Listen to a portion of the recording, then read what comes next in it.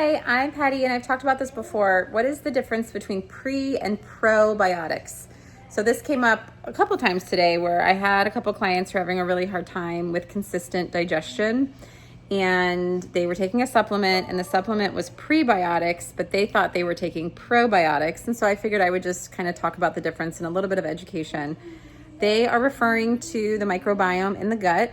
Prebiotics can be certain fibers that help to produce these bacteria slash cultures.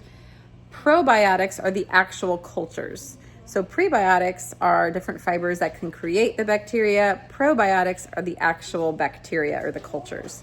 Now I say bacteria, sometimes people think that's a bad thing. There's actually a very live microbiome happening in your gut that is very good for lots of different productions of peptides and neurotransmitters and hormones and all these things.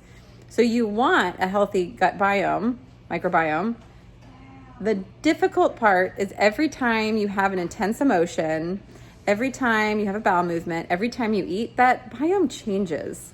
So it's really hard to identify what your actual biome looks like. Now there's different tests you can do. There's stool tests that you can do to kind of assess what's going on. There definitely can be overgrowth or undergrowth, and there can definitely be things that can indicate that maybe your microbiome needs some fine tuning. I'm in a health challenge with my networking group right now, and one of the outcomes that we're looking at is healthy digestion. And it was kind of a funny little challenge where we're challenging people to have a healthy bowel movement every day. And at first someone said, "What?" And I said, well, if you've never paid attention to it, you want to pay attention to your bowels. Colon cancer is definitely something that's very prevalent, and most of the people that I'm networking with are in their 40s, 50s, or 60s. And if you haven't been screened yet, it's looking at your bowel patterns and are you eating enough where you can have a bowel movement every day. Now I see about 100 different people each month, and everyone has a different bowel pattern. And so what can contribute to a healthy digestive system is having enough fiber, and the fiber will produce these bacteria or the probiotics. If you don't have enough fiber, sometimes focusing on the fermented foods that have these live cultures can help with a good digestion.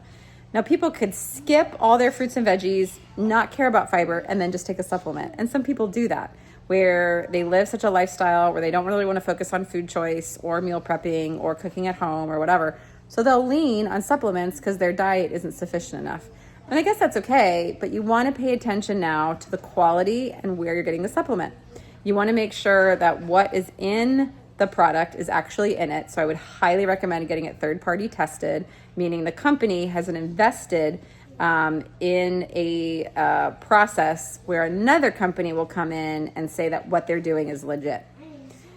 Supplements are not regulated by any governing body, and unless they pay into it.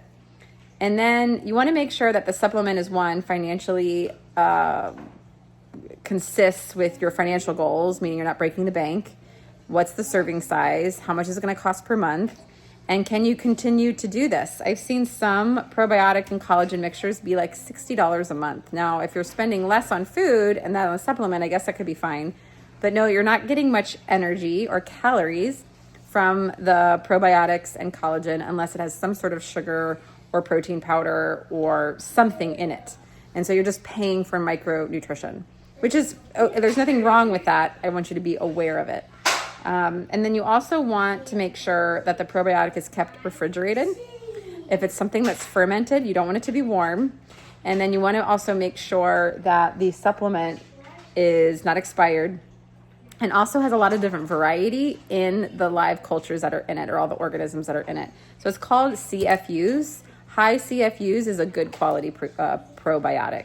And if it doesn't have anything on there and it just has your basic 3 strains, you might just be buying something that isn't really worth it anyway. So check your supplement, check the product, and if you just want to focus on food, focus on fibers and as well as fermented foods. And any questions, put them down below.